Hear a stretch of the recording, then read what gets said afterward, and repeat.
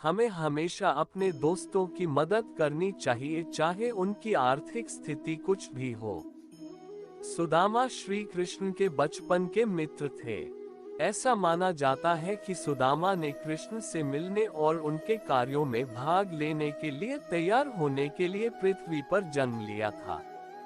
उन्हें भगवान विष्णु का सच्चा भक्त भी माना जाता है। सुदामा का जन्म एक निम्न आय वाले परिवार में हुआ था। दूसरी ओर कृष्णा शाही पृष्ठभूमि से थे। हालांकि उनकी स्थिति के बीच का अंतर उनकी सच्ची दोस्ती या बंधन में बाधा नहीं बना। सुदामा और कृष्ण दोनों अविभाज्य थे।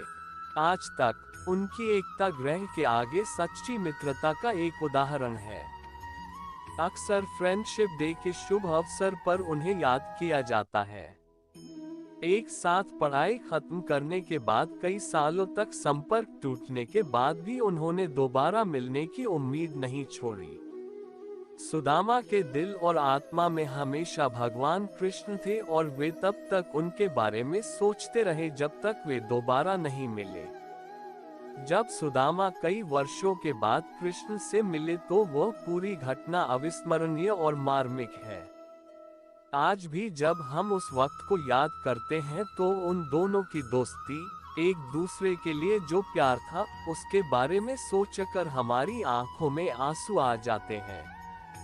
भगवान कृष्ण और सुदामा बचपन के मित्र और गुरुकुल में सहपाठी थे और उन्होंने गुरु सांदीपनि के मार्गदर्शन में अध्ययन किया था। उनकी शिक्षा पूरी होने के बाद वे अलग हो गए, लेकिन न तो कृष्ण और न ही सुदामा अपनी दिव्य मित्रता को भूल पाए। कृष्ण और सुदामा दोनों बड़े हुए।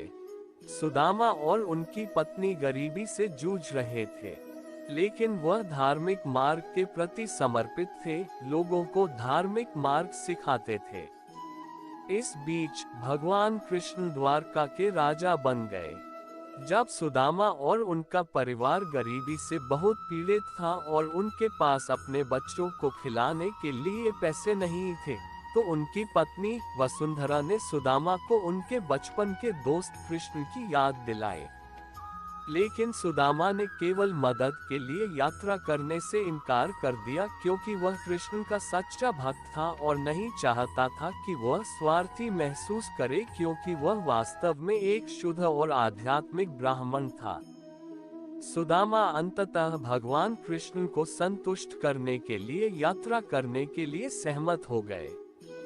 वह कपड़े के टुकड़े में कुछ पीटे हुए चावल बांधकर वहां से चला गया, क्योंकि उससे याद आया कि कृष्ण को पीटा हुआ चावल बहुत पसंद था।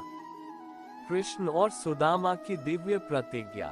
श्री कृष्ण ने सुदामा से पूछा, क्या तुम मेरे मित्र बनोगे?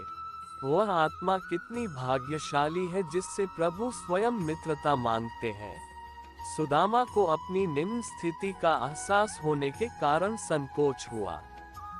उन्होंने कहा, लेकिन मैं एक गरीब ब्राह्मण हूँ और आप एक राजसी हैं।